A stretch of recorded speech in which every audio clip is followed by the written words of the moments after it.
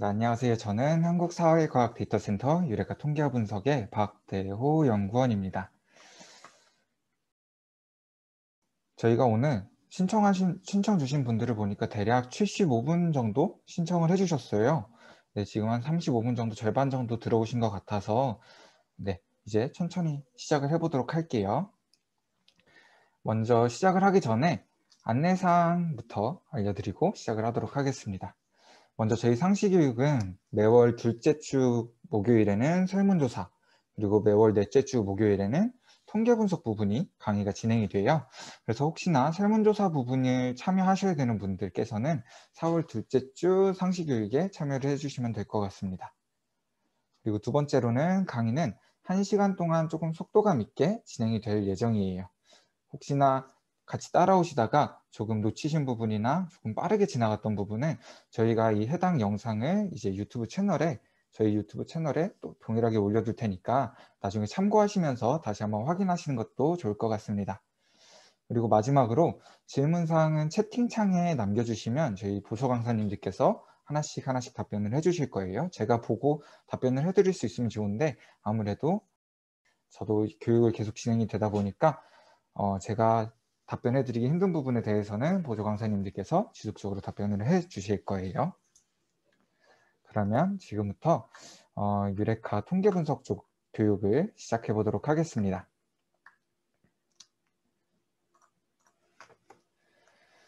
오늘 통계분석 교육에서 같이 할 거는 처음으로 통계분석에 접근하는 방법을 말씀드릴 거고요. 두 번째로는 원자료를 같이 만들어 보고 원자료 실습을 진행을 해볼 거예요. 그리고 세 번째로는 제가 기초통계에 대해서 간략하게 알려드리고 마지막으로 통계 분석을 사용했을 때 보고서를 어떻게 작성하면 되는지까지 간략하게 1시간 동안 알려드리도록 하겠습니다. 먼저 유레카에서 통계 분석 접근하는 방법부터 설명을 드릴게요. 유레카에서 통계 분석을 접근할 때는 총 2가지 방법이 존재합니다. 처음으로 유레카에서 온라인 설문조사를 진행을 하셨다면 해당하는 온라인 설문조사에 아래 결과 분석에서 통계 분석하기로 들어오신 다음 이 위에 보이시는 빨간 색깔 통계 분석 3.0 버튼을 클릭하시면 통계 분석을 진행할 수 있는 화면으로 넘어가게 됩니다. 이곳에서는 기술 통계량부터 상관 분석 그리고 회계 분석까지 다양한 종류의 통계 분석을 사용을 하실 수가 있어요. 이 통계 분석 사용 방법은 조금 이따가 알려드리도록 할게요. 다음으로 두 번째로는 선생님들께서 이렇게 온라인 설문조사를 하실 수 없는 경우가 있죠. 혹은 이미 오프라인으로 설문조사를 받으신 경우도 있으실 거예요. 이럴 경우에 엑셀 파일로 설문조사의 원자료만 가지고 계신다면 파일을 업로드해서도 분석을 진행하실 수가 있습니다. 이제 종종 선생님들께서 원자료 만드시는 방법을 헷갈려 하시는 분들이 있으신 것 같아요. 그래서 원자료 만드는 방법부터 설명을 해드리도록 하겠습니다. 먼저 선생님들께서 오프라인으로 설문조사를 받으셨다면 가장 먼저 하셔야 될 건 설문지 제일 윗 설문지를 1번 설문지로부터 시작해서 가장 마지막 설문지를 마지막 번호까지 설문지 번호를 매겨주는 과정을 거치셔야 돼요. 이건 학생들에게도 학생들을 관리할 수 있는 학번을 부여해 주듯이 설문조사에도 똑같이 설문지를 관리할 수 있는 설문지 번호를 부여해 주는 과정이에요. 이거는 실제로 오프라인 설문지에도 같이 체크를 해주셔야 되고 오프라인 설문지에 체크를 하셨다면 지금 제가 작성하는 것처럼 이렇게 1번부터 마지막 번호까지 가장 첫 열에 작성을 해주시면 됩니다. 저는 10개의 응답만 받았다라고 가정을 해볼게요. 이렇게 설문지의 번호를 입력하셨다면 가장 첫 행에는 선생님께서 사용하신 문항들을 넣어주시면 돼요. 예를 들어 1번 문항은 성별에 대한 문항, 2번 문항은 학년에 대한 문항, 3번 문항은 수업 만족도에 대한 문항이다 라고 하시면 이렇게 첫 행에 성별과 학년, 수업 만족도를 모두 넣어주셔야 됩니다. 이제 선생님들께서도 보시면 아시겠지만 응답자가 늘어나게 되면 지금처럼 아래로 한 줄 한 줄 쌓여가게 되고 질문명이 문항이 많아지게 되면 오른쪽으로 한 줄 한 줄 쌓여가는 구성을 지니게 돼요. 이렇게 문항도 입력해 주셨고 설문지 번호까지 입력을 해주셨다면 지금부터는 설문 문항들을 입력을 해주셔야겠죠. 처음 1번 설문지를 딱 보니까 성별은 남자였고 학년은 3학년, 그리고 수업 만족도는 4점을 준 학생이었어요. 지금처럼 하나의 설문조사를 들으셨다면, 하나의 설문지를 보셨다면 설문지의 첫 문항부터 끝 문항까지 가로로 모두 입력을 해주셔야 됩니다. 이제 가끔 선생님들께서 물어보시는 경우가 있어요. 이럴 때 성별 먼저 쭉 다 입력을 하고 다음으로 학년을 쭉 입력을 하고 이렇게 하는 게 더 편하지 않느냐라고 이야기를 하시는 경우가 있는데 이 경우를 한번 생각을 해보시면 1번부터 10번 설문지까지 모든 성별 문항만 쭉 다 보는 거예요. 이렇게 끝나는 게 아니죠. 다시 처음으로 넘어와서 1번부터 10번 설문지까지의 학년을 모두 다 봐야 됩니다. 이게 지금 세 문항에 설문조사 10개라고 하면은 비슷비슷하게 느껴지실 수도 있어요. 하지만 응답자 수가 많아지거나 설문 문항이 많아지게 될 경우에는 선생님들께서 많은 오류가 나타날 수도 있고 많은 복잡한 과정이 펼쳐지게 됩니다. 특히 이렇게 한 줄씩 한 줄씩 세로로 한 줄씩 한 줄씩 입력하신 경우에는 혹시 나중에 선생님들께서 여기 빈칸을 발생하셨거나 혹은 여기 오타가 발생했을 때 이 해당하는 설문지만 보면 되는 것이 아니라 모든 설문지를 다시 한번 봐야 되는 불편한 과정이 생겨요. 그렇기 때문에 선생님들께서 하나의 설문지를 입력하기 시작하셨다면 설문지의 첫 문항부터 끝까지 모두 가로로 한 줄 한 줄 입력해 주시는 게 좋습니다. 다음으로 1번을 모두 다 입력을 해봤으니까 이번엔 2번을 입력해 볼게요. 2번 설문지를 보니까 성별은 여학생, 학년은 2학년, 수업 만족도는 5점을 준 학생이었습니다. 지금처럼 하나의 설문지를 입력하기 시작했다면 가로로 한 줄씩 한 줄씩 모두 입력을 해주셔야 돼요. 지금은 예시로 작성한 거기 때문에 제가 아래를 임의대로 한번 채워보도록 하겠습니다. 이렇게 원자료 작성을 완료하셨다면 바탕화면에 원자료라는 이름으로 저장을 해주도록 할게요. 다음으로 작성하신 파일은 닫아주시고 이번엔 유레카에서 세 번째 메뉴인 통계 분석 메뉴 중에 첫 번째 내 자료 분석하기로 들어가 주도록 하겠습니다. 내 자료 분석하기까지 들어오셨다면 화면 가운데 보이는 돋보기 모양을 클릭하신 다음 우리가 방금 만들었던 원자료라는 이름의 파일을 업로드 해주실 수가 있어요. 다음으로 분석하기 버튼을 클릭하면 유레카에서 혹시 빈칸이 있는지 혹은 오류가 날 만한 자료가 있는지를 먼저 한번 확인을 해줍니다. 파일 검사 결과 이상이 없다면 화면 아래에 통계분석 3.0이라는 버튼이 있으실 거예요. 이 통계분석 3.0을 클릭해 주시면 분석하기 3.0을 클릭해 주시면 아까와 동일하게 통계 분석을 진행할 수 있는 화면이 나타나게 됩니다. 이제 가끔 선생님들께서 이렇게만 화면이 주어지는 경우가 있어요. 옆에 메뉴가 보이지 않으시는 경우도 나타날 거예요. 이럴 경우에는 위에 보이는 짝대기 3개 모양을 클릭해 주시면 메뉴가 나타나게 되고 이게 또는 키보드에 F11 버튼을 클릭하시면 전체 화면으로 넘어오게 되면서 옆에 메뉴가 나타나게 됩니다. 이렇게 사용을 해주시면 돼요. 우리 원자료 만드는 걸 한 가지만 더 알아보도록 하겠습니다. 선생님들께서 학기 말이나 학년 말이 되면 사전사후 검사, 대응표본 T검정을 굉장히 많이 문의를 주세요. 그래서 이번에는 대응표본 T검정을 진행하기 위한 자료를 만드는 방법을 한번 보여드리도록 할게요.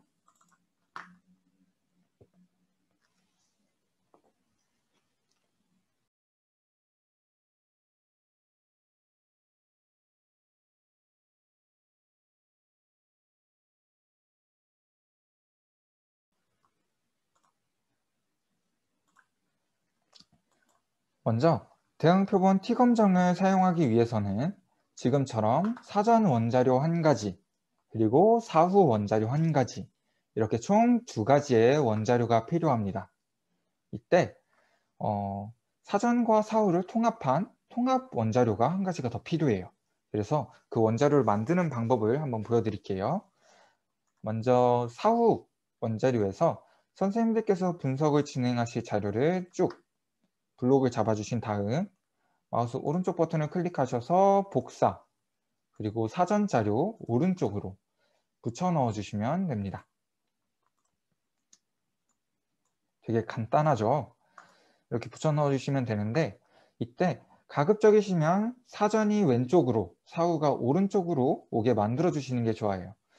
이게 순서가 바뀌어도 분석의 결과는 동일하게 나타나지만 분석의 부호가 바뀌어서 나와요. 그렇기 때문에 선생님들께서 추후 보고서를 작성하실 때 해석이 조금 어려워지실 거예요. 그렇기 때문에 선생님들께서 자료를 만드신다면 왼쪽에는 사전 자료가, 오른쪽에는 사후 자료가 나오도록 만들어 주시면 쉽게 사용을 하실 수가 있을 거예요. 지금처럼 통합 파일을 만드셨다면 이번에는 다른 이름으로 저장 버튼을 클릭해 주신 다음 마찬가지로 바탕화면에 통합이라는 이름으로 파일을 저장해 주도록 하겠습니다. 지금 사용해 주셨던 자료는 모두 닫아 주시고, 이번엔 유레카에서 세 번째 통계 분석 메뉴 중에 수업 효과성 분석이라는 메뉴로 들어가 줄 거예요. 내 자료 분석하기와 수업 효과성 분석에 기능 차이는 나타나지 않아요. 하지만 아래 보이는 설명란에 수업 효과성 분석에서는 우리가 방금 진행한 사전 사후 파일을 하나로 합치는 과정이 들어가 있고, 내 자료 분석하기에는 우리가 앞서 진행했던 원자료를 만드는 방법이 제공이 되고 있습니다.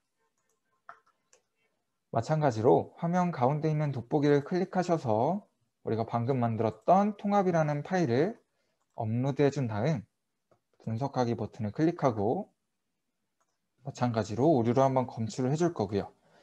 오류가 나타나지 않으면 분석하기 3.0 버튼을 클릭해 주시면 됩니다. 대응 표본 T검정은 제가 분석하는 방법을 한번 보여드리도록 할게요. 먼저 왼쪽 통계 분석 메뉴에서 대응 표본 T검정을 선택을 해줍니다. 다음으로 동일한 문항의 사전과 사후 한 쌍씩만을 아래 화살표 버튼을 클릭해줘서 선택 변수로 내려주시면 돼요.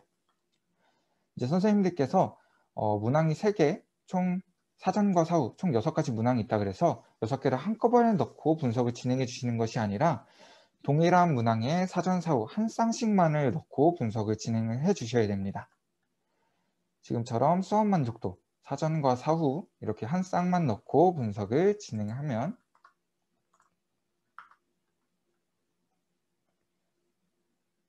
지금과 같은 결과가 나타나실 거예요. 이 결과를 해석하는 방법은 제가 잠깐 이따가 말씀드릴게요. 이렇게 지금 원자료 실습과 유레카에서 통계 분석을 접근하는 방법에 대해 함께 알아봤고요. 지금부터는 이제 통계 분석의 기초와 통계 분석을 사용했을 때 보고서에 어떻게 작성을 하면 되는지 간략하게 알아보도록 하겠습니다. 먼저 기초 통계부터 함께 알려드리도록 할게요. 통계 분석 방법은 변수의 형태에 따라서 사용된 변수의 형태에 따라서 사용할 수 있는 통계 분석의 방법이 달라지게 됩니다. 이때 변수의 유형은 총 2가지가 존재하게 되고요. 변수의 형태도 크게 봤을 때 2가지가 존재하게 돼요. 먼저 변수 유형부터 한번 알아보고 넘어갈게요. 변수 유형 첫 번째로는 나는 독립적이야. 내가 마음대로 변할 수 있어. 라고 이야기를 하는 독립변수가 있습니다. 두 번째로 독립변수야. 너가 변했네? 그럼 나도 같이 따라서 변해야겠다. 라고 이야기하는 종속변수가 있어요.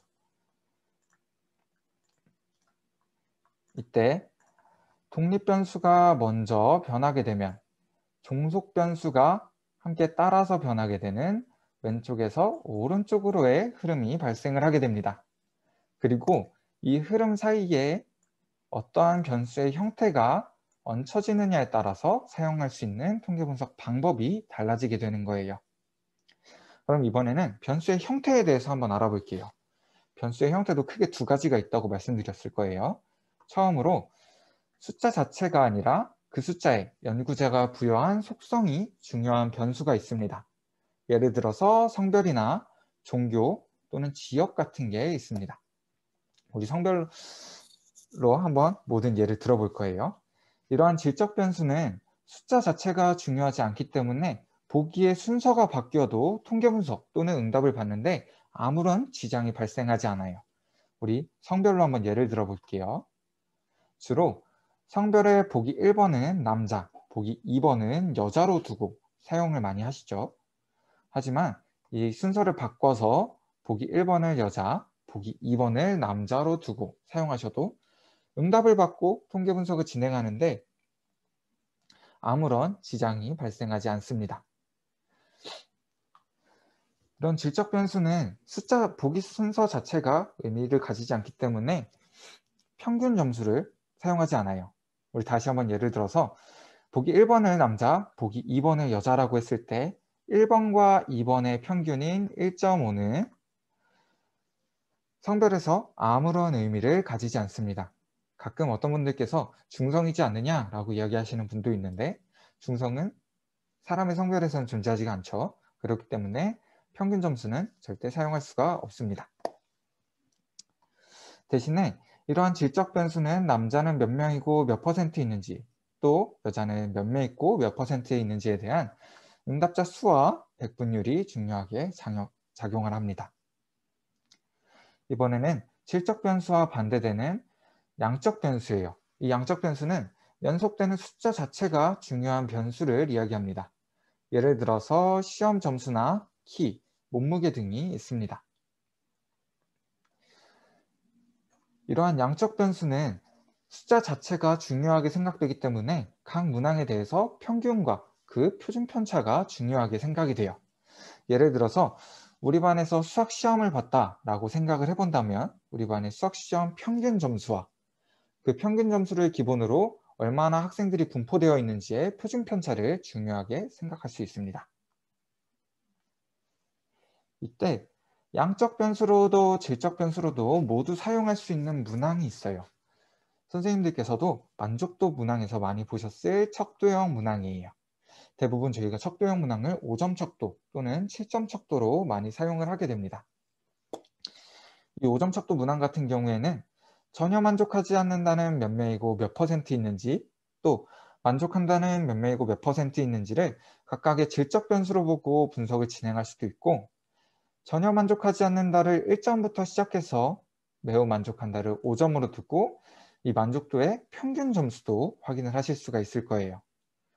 그렇기 때문에 선생님들께서 내가 특정 분석을 진행을 해야 한다 라고 하시는데 어떻게 만들어야 될지 모르겠다 라고 하신다면 먼저 그 문항이 척도형으로 바뀔 수 있는지를 한번 살펴봐 주시면 좋을 것 같아요.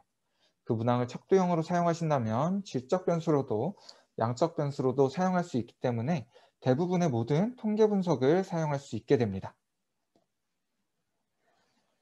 이렇게 변수의 형태도 알아봤고요. 선생님들께서 이제 어떨 때 어떤 분석을 사용을 해야 되는지 아직 잘 모르시는 분들이 많으신 것 같아요. 그래서 일단 설문조사는 완성이 되는데 내가 어떻게 분석을 진행해야 되겠다라는 걸 잘 모르시는 분들이 많은 것 같아서 제가 이럴 땐 이런 분석을 사용하셔야 됩니다 라는 걸 간략하게 알려드리도록 하겠습니다. 먼저 설문 문항에 대해서 응답자의 수와 그의 비율을 알고 싶을 때 예를 들어서 남학생은 몇 명 있고 몇 퍼센트 있는지 또 여학생은 몇 명 있고 몇 퍼센트 있는지 이 응답자의 수와 비율을 알고 싶을 때 사용하시는 분석은 빈도 분석이에요. 이 빈도 분석은 사실 기본 분석 중에 제일 중요한 분석입니다. 예를 들어서 나는 남학생과 여학생의 평균 의견이다 라고 이야기를 하고 싶어요. 근데 내가 분석한 이 빈도 분석의 결과가 남학생은 10%, 여학생이 90%의 응답 결과가 나왔다면 남학생과 여학생의 평균적인 의견이다 라고 이야기를 할 수는 없겠죠. 하지만 남학생이 47% 정도, 여학생이 53% 정도 나왔다면 이건 남학생과 여학생의 평균적인 의견이다 라고 이야기를 하실 수가 있을 거예요. 이처럼 이 빈도 분석의 결과를 가지고 내가 조사한 이 분석의 결과가 어느 한쪽으로 쏠려 있지 않다, 평균적으로 응답을 받았다 라는 것을 사용할 수 있는 가장 기본적인 분석입니다. 그렇기 때문에 선생님들께서도 보고서를 사용하신다면, 보고서를 작성하신다면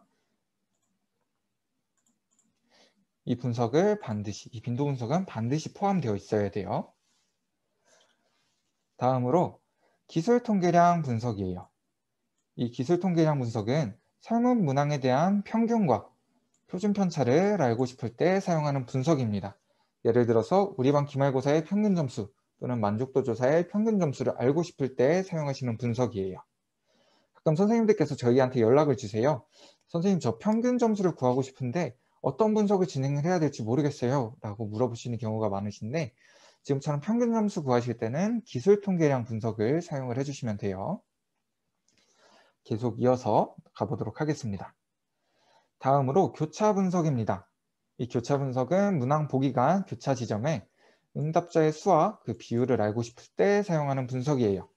이렇게 이야기만 들으면 조금 어려우실 수도 있는데, 예를 들어서 1번 문항은 성별에 대한 문항이고 2번 문항은 이벤트 참여 여부에 대한 문항이었다고 했을 때 1번에 여학생으로 응답한 사람 중에 이번에 이벤트 참여 신청을 한 인원이 몇 명인지, 이 교차 지점의 응답자 수와 비율을 알고 싶을 때 사용하는 분석이 교차 분석이에요. 이렇게 간략하게 응답자 수와 비율만 알고 싶을 때는 교차 분석을 사용을 해주시면 되지만, 이때 남학생과 여학생의 신청 비율의 차이가 있는지 이 차이까지도 알아보고 싶으시다면 교차 분석에 카이제곱 분석을 추가를 해주시면 됩니다. 현재 유레카에서는 이 카이제곱 분석을 교차 분석의 한 가지 옵션으로 넣어두었어요. 그래서 선생님들께서 분석을 하시다가 내가 이거 차이가 있는지도 한번 알아보고 싶다라고 하실 때는 아래 보이는 옵션에 카이제곱 분석만 체크해 주시면 차이가 있는지 없는지까지도 한꺼번에 구해드릴 거예요. 다음은 독립표본 T검정입니다. 이 독립표본 T검정은 두 집단의 평균 차이를 확인하고 싶을 때 사용하는 분석이에요. 예를 들어서 남자와 여자 이렇게 성별에 따른 차이가 있을 수도 있겠고, 또는 저학년과 고학년 이렇게 서로 다른 두 집단의 평균 차이를 확인하고 싶을 때 사용하는 분석이 독립표본 T검정입니다. 서로 다른 두 집단은 독립표본 T검정을 사용하면 되지만 동일한 대상으로 사전에 한번 조사하시고 사후에 한번 조사하셔서 이 사전과 사후의 평균 차이를 확인하고 싶을 때는 대응표본 T검정을 사용해 주시면 됩니다. 서로 다른 두 집단일 때는 독립표본, 동일한 대상의 사전 사후 사전 사후의 평균 차이는 대응표본 T검정을 사용을 해주시면 돼요. 우리 다음으로 넘어가 볼게요. 이번에는 분산 분석입니다. 앞서서 우리가 봤던 독립표본 T검정 같은 경우에는 집단이 두 개일 때 사용하는 분석이에요. 하지만 이제 학교급 또는 학년처럼 초중고나 아니면 1, 2, 3학년 이렇게 집단이 3개 이상으로 늘어났을 경우에는 독립표본 T검정이 아니라 분산 분석을 사용을 해주시면 됩니다. 집단이 3개 이상으로 늘어나게 됐을 경우에는 분산 분석을 사용을 해주시면 돼요.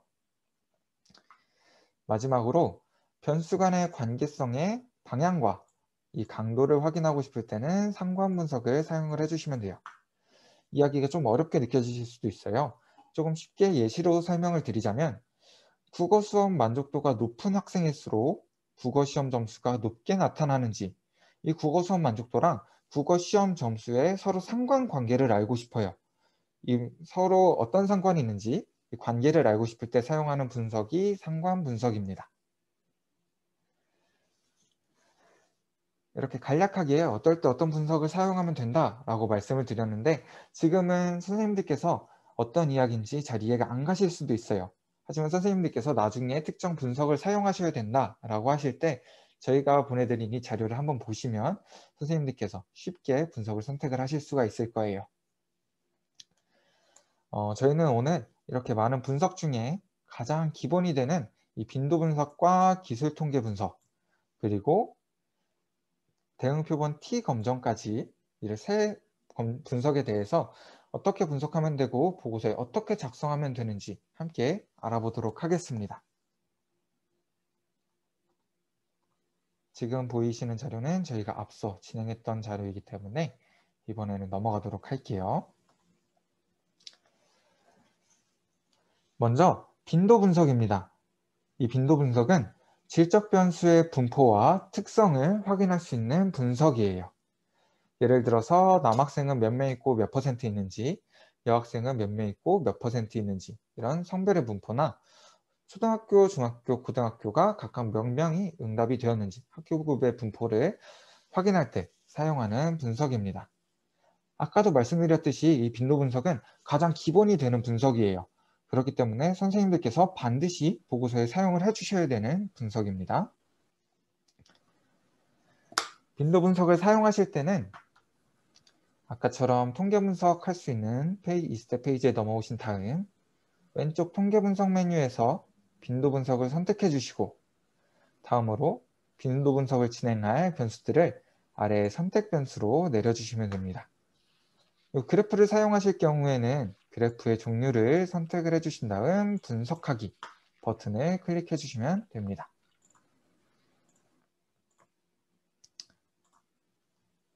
그러면 지금과 같은 결과 화면을 선생님들께서도 동일하게 받아보실 수 있을 거예요. 그럼 이 결과를 보고서에 어떻게 작성하면 되는지도 한번 알아보도록 하겠습니다. 먼저 가장 위에는 변수와 사례수 그리고 비율에 대한 정보가 들어가게 돼요. 그리고 왼쪽의 첫 열에는 우리가 사용한 변수들과 이 변수의 세부적인 보기들이 나타나게 됩니다. 여기서 선생님들께서 가장 많이 놓치시는 부분이 이 전체에 대한 응답을 빼고 생각하시는 경우, 작성하시는 경우가 굉장히 많아요. 하지만 이 전체에 대한 응답은 반드시 들어있어야 합니다. 지금이야 남학생이 47명, 여학생이 53명, 합쳐서 100명 이게 한눈에 들어오게 되지만 응답자 수가 많아지거나 혹은 보기의 수가 많아지게 되면 전체에 대한 응답이 몇 명인지 한눈에 들어오지 않을 수도 있어요. 그렇기 때문에 이 전체에 대한 응답은 가장 위에 반드시 함께 작성을 해주셔야 돼요. 다음으로 이 보고서를 해석을 해주시면 되는데 먼저 보고서의 결과를 작성해 주시기 전에 나는 무엇을 위해서 어떤 분석을 사용했는지 사용한 목적과 사용한 방법이 들어있어야 됩니다. 함께 한번 살펴볼게요. 전체 응답 학생의 성별, 학교급의 분포를 확인하기 위해 빈도 분석을 실시하였다. 지금처럼 목적과 분석 방법을 작성을 해주셔야 됩니다. 다음으로 이 빈도 분석의 경우 숫자가 빈도가 높은 건 먼저 동일한 것끼리는 묶어서 설명을 해주시면 선생님들께서 훨씬 편하게 해석을 하실 수가 있으실 거예요. 한번 해볼게요. 이 분석의 결과 성별은 여학생이 53%, 남학생이 47%의 분포를 보이는 것으로 나타났다. 지금처럼 높은 것 먼저 설명을 해주시는 게 선생님들께서 편하실 거예요. 그리고 이어서 학교급의 경우 고등학교가 34%이며 초등학교와 중학교가 각각 33%였다. 이렇게 동일한 거는 묶어서 설명을 해주시면 훨씬 편하게 선생님들께서 작성을 하실 수가 있을 거예요. 이렇게 빈도 분석을 한번 알아봤고요. 이번에는 이어서 기술 통계 분석을 한번 알아보도록 하겠습니다. 이 기술 통계 분석은 양적 변수의 특징을 확인할 수 있는 분석이에요. 예를 들어서 평균이나 표준 편차를 구할 때 사용하는 분석입니다. 이 기술 통계 예시로는 우리 반 기말고사의 평균 점수 또는 수학여행 만족도 조사의 평균 점수 또는 키나 몸무게의 평균 같은 게 있습니다. 사실 이 기술 통계량도 양적 변수의 가장 기본적인 분석이기 때문에 양적 변수를 사용하셨다면 선생님들께서 반드시 포함하셔야 되는 분석 중에 한 가지예요. 이 기술 통계를 사용하기 위해서는 마찬가지로 왼쪽 통계 분석 메뉴에서 기술 통계량을 선택해 주신 다음 변수 리스트에서 분석을 진행할 양적 변수를 화살표 아래 버튼을 클릭해서 선택 변수로 내려주시고 분석하기 버튼을 클릭해 주시면 됩니다. 그러면 이처럼 굉장히 많은 자료값들이 나올 거예요. 되게 많은 자료값들이 나오는데 이 중에서 반드시 사용을 해주셔야 되는 건 총 관측치가 몇 개인지, 또 이 자료의 평균은 얼마인지, 또 표준 편차는 얼마인지, 이 세 개는 반드시 사용을 해주셔야 돼요. 이 외의 자료들은 선생님들께서 사용을 해주셔도 괜찮고 사용을 하지 않으셔도 괜찮습니다. 여기서 선생님들께서 평균의 의미는 잘 알고 계세요. 평균이 중요하고 평균이 어떤 의미를 가진지는 잘 알고 계시지만 표준 편차의 의미는 잘 모르시는 분들이 많으신 것 같아요. 그렇기 때문에 평균과 표준 편차에 대해서 한번 알아보고 넘어가도록 할게요. 먼저 저희가 예시로 가지고 온 자료가 국어 수업 만족도와 수학 수업 만족도라는 자료입니다. 이 국어 수업 만족도의 경우 평균은 3.8, 표준 편차는 1.0, 수학 수업 만족도는 평균이 3.1, 표준 편차는 1.5의 값을 가지게 됩니다. 이 평균과 표준 편차의 의미를 한번 알아볼게요. 먼저 국어 수업 만족도 가지고 한번 알아보면 이렇게 자료가 쭉 학생들의 응답 자료가 쭉 나열되어 있을 때 이 응답을 대표할 수 있는가, 대표할 수 있는 값이 평균인 3.8이라는 뜻입니다. 그리고 이 3.8을 기준으로 플러스 1 표준 편차인 4.8 그리고 3.8에 마이너스 1 표준 편차인 2.8 이 사이에 대부분의 응답값들이 포함되어 있음을 이야기합니다. 대략 전체 응답의 70%는 이 범위 안에 포함되어 있다라고 볼 수 있어요. 이어서 수학 수업 만족도로 다시 한번 살펴볼게요. 이렇게 수학 수업 만족도에 대한 응답이 쭉 나열되어 있다고 할 때 이걸 대표할 수 있는 값이 평균인 3.1입니다. 그리고 이 3.1을 평균인 3.1을 기준으로 플러스 1 표준 편차한 4.6, 마이너스 1 표준 편차를 진행한 1.6, 이 사이에 대부분의 응답값들이 있는 것을 이야기합니다. 선생님들께서도 지금 보시면서 아셨겠지만 표준 편차가 커지면 커질수록 이 범위가 많이 커지게 되겠죠. 반대로 표준 편차가 작을수록 점점 더 평균에 몰려있는 형태로 분포가 되어 있어요. 지금처럼 자료를 대표할 수 있는 값이 평균이고 그 평균을 기준으로 자료가 어떻게 분포가 되어 있는지를 알려주는 값이 표준 편차예요. 그렇기 때문에 선생님들께서 평균을 사용하시게 되면 이 표준 편차 값도 반드시 함께 사용을 해주셔야 됩니다. 그러면 우리가 앞선 분석 결과를 가지고 보고서에 어떻게 작성을 하면 되는지 함께 살펴보도록 하겠습니다. 먼저 보고서를 작성하기 전에 선생님들께서 지금 잘 따라오고 계신지, 잘 듣고 계신지 한번 확인을 해볼게요. 저희가 지금 이렇게 표준 편차, 우리가 아까 분석한 자료에 대한 평균과 표준 편차가 쭉 나열되어 있을 거예요.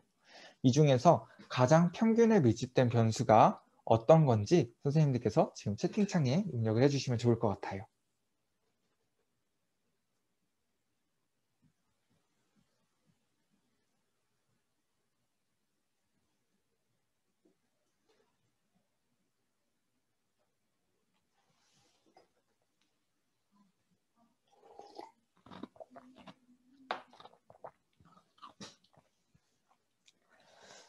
네, 맞습니다. 많은 선생님들께서 얘기해 주신 것처럼 표준 편차가 가장 작은 이 수학 수업 만족도가 평균에 가장 밀집되어 있는 형태의 분포를 가지고 있는 걸 보실 수가 있을 거예요. 반대로 국어 수업 만족도가 1.3으로 평균으로부터 가장 멀리 퍼져 있는 형태의 분포인 걸 선생님들께서도 이제는 확인하실 수 있을 거예요. 지금처럼 기술 통계는 표가 간단하게 나타납니다. 먼저 우리가 사용한 변수가 가장 왼쪽에 나타나게 되고 그 다음 중간에는 평균 그리고 표준 편차가 이렇게 나타나게 됩니다. 그리고 여기서도 선생님들께서 가장 많이 빼두시는 것 중에 하나가 이 위에 보이는 전체 응답이 몇 개인지 이 관측치의 개수를 빼두시는 경우가 있어요. 하지만 이 관측치도 항상 반드시 포함을 시켜주셔야 됩니다. 특히 이 관측치의 개수를 토대로 우리가 해석할 수 있는 범위가 달라질 수가 있어요. 예를 들어서 우리 반 아이들 30명을 대상으로 평균을 낸 것과 우리 학교 학생 전체를 대상으로 평균을 낸 것은 해석할 수 있는 범위의 차이가 많이 나게 되겠죠. 그렇기 때문에 반드시 이 평균 점수도 함께, 이 관측치의 개수도 함께 사용을 해주셔야 돼요. 이제 선생님들께서 분석을 진행하시다 보면 가끔 그런 경우가 있으실 수도 있어요. 종종 이제 이 변수별로 사용된 관측치의 개수가 다를 경우가 있습니다. 이럴 때는 이 평균과 변수 사이에 총 관측치가 몇 개인지 이 사이에 관측치 개수를 넣어주시면 돼요. 그때는 각각 변수별로 몇 개씩인지 작성을 해주시면 됩니다. 그리고 우리 아까 분석 결과가 굉장히 다양하게 나왔었죠. 이때 평균과 표준 편차는 반드시 사용하셔야 되는 거고, 이 외에 추가적으로 뭔가를 더 사용을 하신다면 표준 편차 오른쪽으로 하나씩 붙여 넣어서 사용을 해주시면 됩니다. 그럼 이제 이 기술 통계표를 한번 해석을 해볼게요. 먼저 앞서 빈도 분석과 마찬가지로 어떤 걸 위해 무슨 분석을 진행을 했는지 기술을 해주셔야 됩니다. 각 학생들의 각 만족도의 특징을 알아보기 위해서 기술 통계량 분석을 실시하였다. 지금처럼 목적과 분석을 설명을 해주시고 5점 척도의 질문 중 국어 수업 만족도에 대해 평균은 3.8, 응답자들이 대체로 국어 수업의 만족에 가까운 것으로 확인되었다. 다음으로 수학 수업 만족도에 대해서는 평균이 3.88, 학교 생활 만족도는 평균이 3.81로 나머지 두 변수 또한 보통 이상임을 확인할 수 있었다. 이렇게 기술을 해주시면 됩니다. 이제 선생님들께서 가끔 물어보시는 게 이게 왜 만족에 가까운 것이고 또는 왜 이게 보통 이상인지 나는 모르겠습니다 라고 이야기를 하시는 경우가 있습니다. 저희가 보통 만족도를 5점 만점을 두고 사용을 많이 하죠.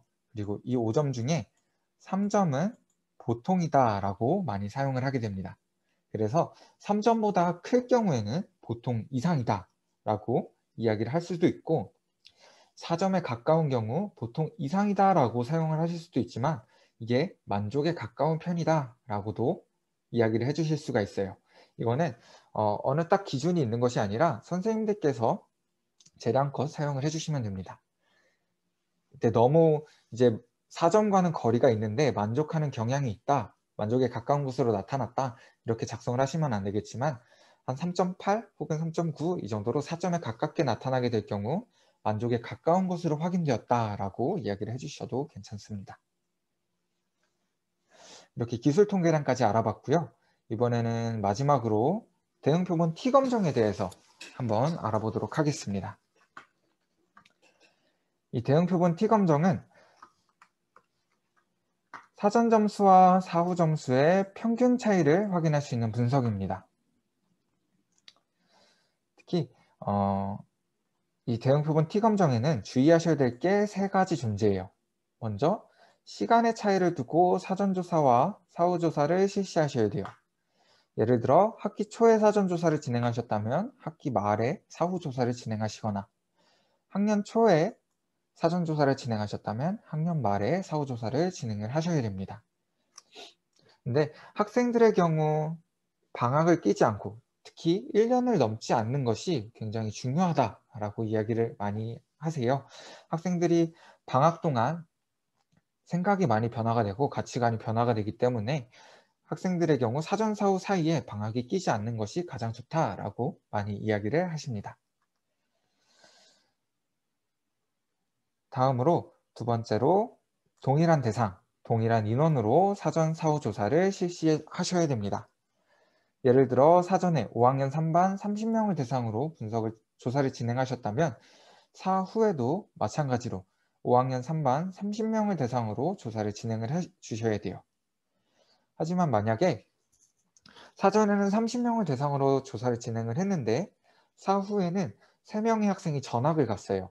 그래서 5학년 3반 27명만 응답을 받으셨다면 사전조사에서 전학간 3명의 응답을 지우신 다음 사전 사후 모두 5학년 3반 27명을 대상으로 분석을 진행을 해주셔야 됩니다.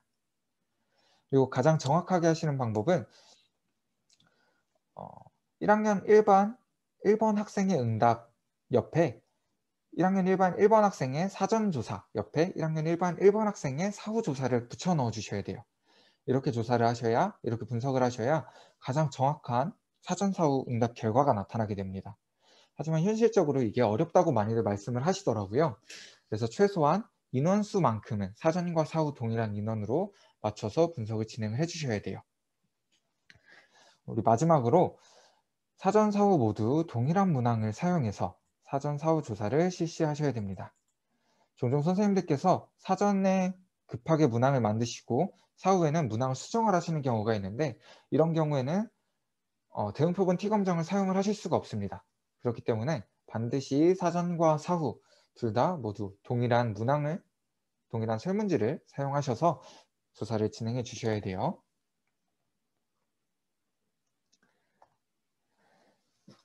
이건 우리가 아까 진행했었던 사전조사와 사후조사를 하나로 합치는 방법을 설명해주는 자료입니다.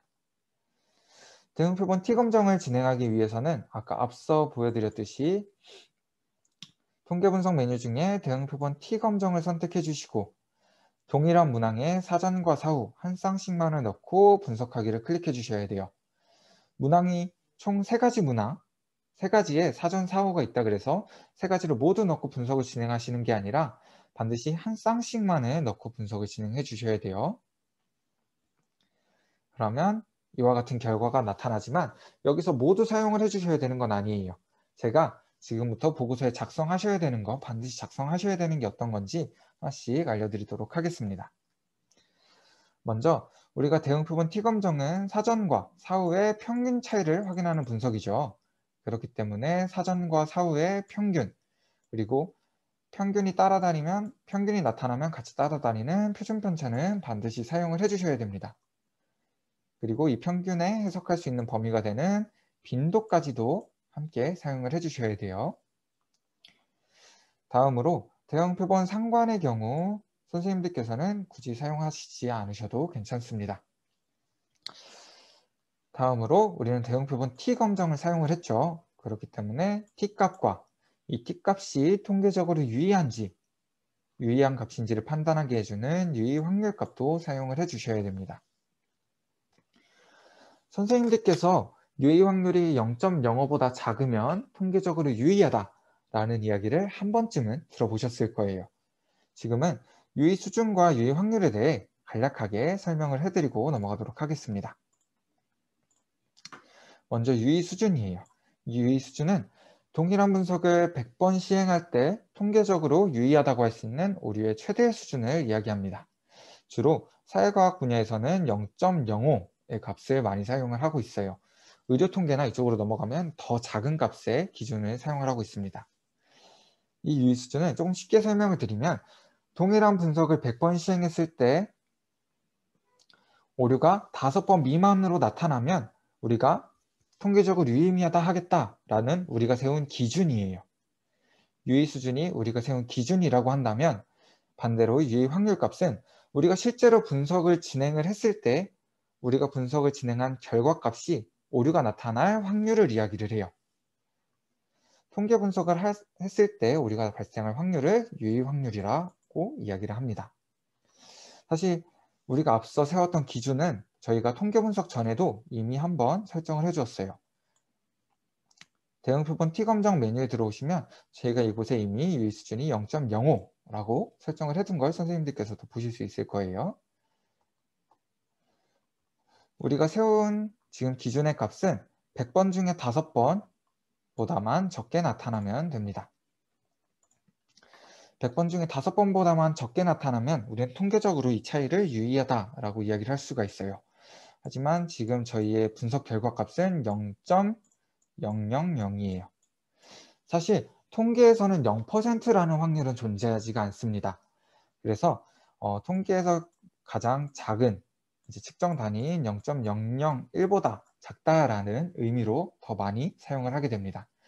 0.000이라고 작성하셨다 해도 그렇게 틀렸다고 이야기를 할 수는 없지만 내가 그래도 통계를 조금 안다, 통계를 공부해 봤다 라고 이야기를 하시고 싶으실 때는 0.001보다 작다 라고 작성을 해주시는 게 조금 더 정확한 보고서의 내용이 될 거예요. 우리가 앞서 세웠던 기준은 100번 중에 5번보다만 작으면 통계적으로 유의미한 값이에요. 근데 지금 저희의 분석 결과 값은 1000번 중에 1번보다도 오류가 적게 나타나는 확률이죠. 그렇기 때문에 저희가 지금 분석한 이 사전 사후 검정의 결과는 이 차이가 통계적으로 유의하다고 할 수가 있습니다. 이제 선생님들께서 가끔 좀 불안해 하시는 게 이 대응 표본 t 검정에 t 값의 앞에 마이너스 부호가 붙은 걸 굉장히 불안해 하시는 경우가 있으세요. 그래서 실제로도 보고서에 마이너스 부호를 빼고 작성하시는 경우도 많이 있더라고요. 하지만 이 마이너스 부호는 사전에 비해서 사후에 점수가 올랐을 때 앞에 마이너스 값이 붙게 됩니다. 그렇기 때문에 선생님들께서 보고서 작성하실 때도 반드시 이 t값의 마이너스 부호까지 함께 사용을 해주셔야 돼요. 그러면 우리가 나타난 이 결과값을 보고서에 어떻게 작성하면 되는지 한번 알아보도록 하겠습니다. 먼저 표 제목에 나는 국어 공부하는 것이 즐겁다에 대한 사전 사후 검정, 그리고 총 관측치가 몇 개인지 반드시 작성을 해주셔야 돼요. 다음으로 대응 표본 t 검정은 평균 차이를 확인하는 분석이라고 말씀드렸죠. 그렇기 때문에 사전에 대한 평균과 표준 편차, 사후에 대한 평균과 표준 편차를 작성을 해주셔야 돼요.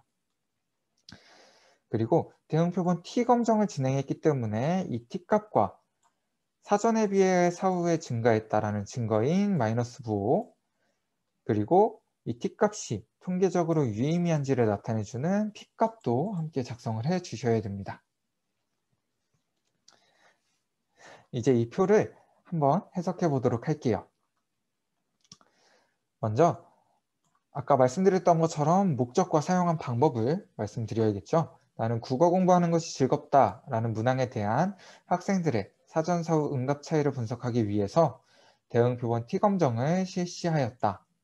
이 분석의 결과 사전조사에서는 평균이 3.5점이었으나 사후에서는 3.8점으로 약 0.8점 향상된 것이 통계적으로 확인되었다. 저희가 눈으로 봐도 3.05에서 3.85로 약 0.8점 향상된 것은 눈으로도 확인을 할 수가 있어요. 하지만 저희는 이걸 통계적으로 증명을 해냈기 때문에 뒤에 증거가 되는 t값과 유의 확률 값을 함께 작성을 해주셔야 됩니다. 이제 여기까지 작성을 해주셨다면 마지막 결론을 내려주실 수가 있어요. 따라서 나는 국어 공부하는 것이 즐겁다 라는 문항에 대한 학생들의 응답 점수가 사전에 비해서 사후에 더 유의미하게 증가하였다고 할 수가 있다. 여기까지만 작성을 해주셔도 통계를 아시는 분께는 그래도 괜찮은 보고서다 라고 이야기를 들으실 수가 있습니다. 하지만 저희가 주로 보고서를 제출하시는 분들은 통계를 잘 모르시는 분들이 많죠. 그분들에게는 여기까지만 작성이 된다면 되게 불친절한 보고서가 될 수 있어요. 그렇기 때문에 마지막 한 줄을 더 추가해 주심으로써 내가 한 이 행동들이 이만큼 효과가 있었다라는 것을 추가해 주시는 게 좋습니다. 즉, 국어 특성화 수업은 학생들의 국어 과목에 대한 흥미를 증진시키는데 효과적으로 기여하였음을 알 수 있다. 이렇게 마지막에 내가 한 게 효과가 있었다, 효과가 좋았다 라는 것을 한 번 더 표현을 해주시는 게 가장 좋은 보고서의 형태가 될 거예요. 네, 이것으로 오늘 통계 분석에 대한 내용을 간략하게 알아봤고요. 선생님들께서 질문이 있으시면 지금 채팅창에 질문 남겨주셔도 괜찮고, 그리고 추가적으로 질문하실 부분이 있으시면 유레카 메일이나 또는 저희 이제 연락처를 함께 기재를 해드렸어요. 이 연락처로 문의를 주셔도 됩니다.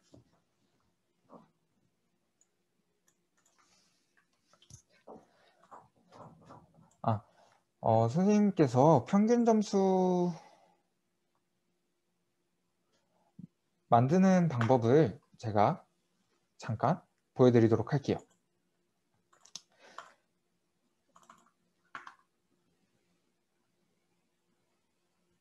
제가 앞서서 만들었던 원자료 샘플을 가지고 평균 점수 구하는 걸 한번 보여드리도록 하겠습니다.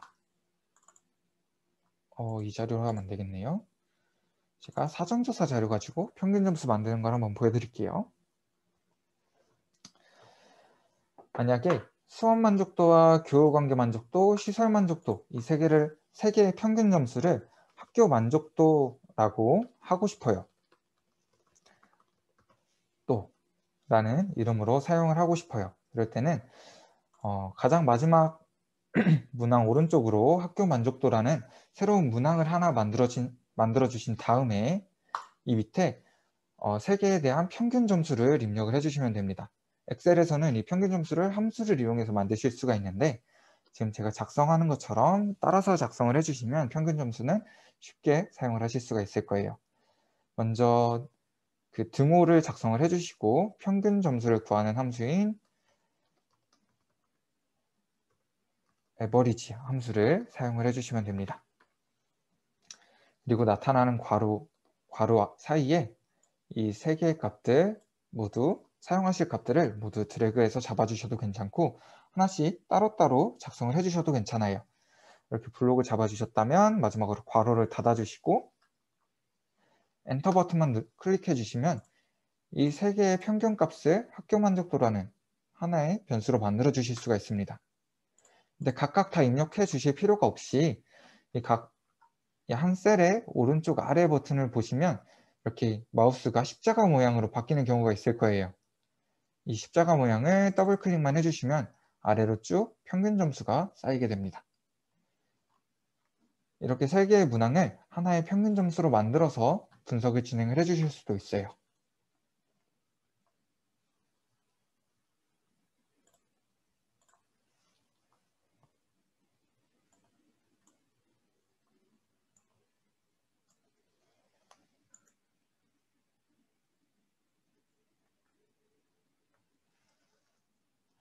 수업 받은 PPT 파일은 제가 지금 올려드리도록 할게요.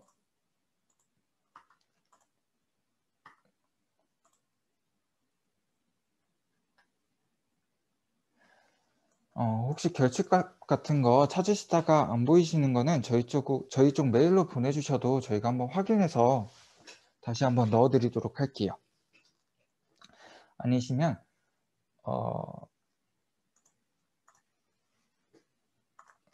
지금처럼 이렇게 빈칸이 있을 때 이 전체 값을 컨트롤 A 버튼을 클릭하시면 지금 작성되어 있는 전체 값들이 나타나게 돼요. 여기서 컨트롤 H 버튼 클릭하셔서 찾을 내용에 아무것도 넣지 않으시고 바꿀 내용에 99로 입력하신 다음에 모두 바꾸기를 클릭하시면 지금처럼 빈칸에 99라는 값이 자동적으로 채워지게 됩니다.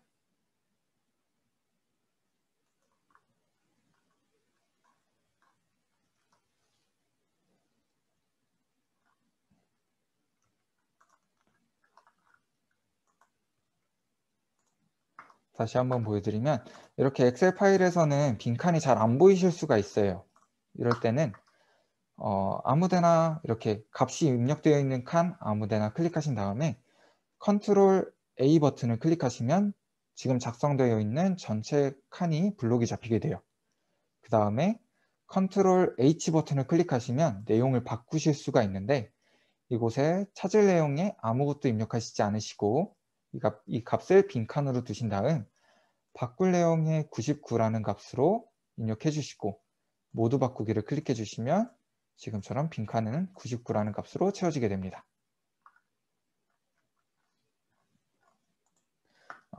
혹시 지금 이 교육했던 자료가 필요하신 분께서는 이 자료 받아주셔도 괜찮을 것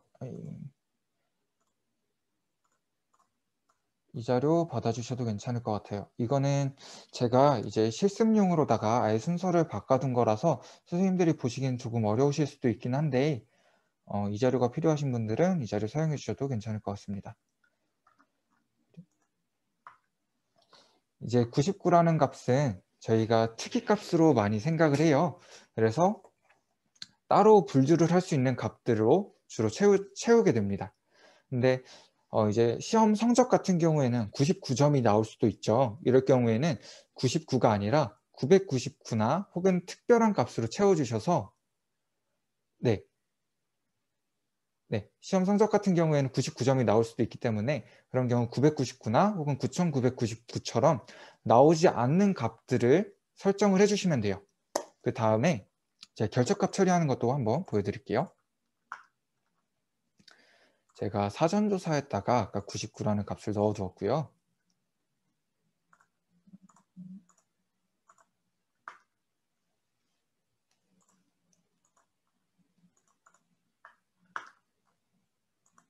통계 분석하기 들어오셔서 여기서 데이터 관리라는 메뉴가 있을 거예요. 데이터 관리에 결집값 지정에 들어오신 다음 지금 제가 교우관계 만족도랑 시설 만족도에 결집값이 하나씩 존재를 하고 있습니다. 교우관계 만족도에 먼저 들어오신 다음 결집값을 지정한 99를 체크해 주시고 선택 버튼만 클릭해 주시면 99의 값은 결집값으로 처리가 돼요. 그래서 나중에 추가적으로 분석을 진행하실 때 99의 값들은 다 제거가 되고 나머지 값들만 가지고 통계 분석이 진행이 되는 거예요.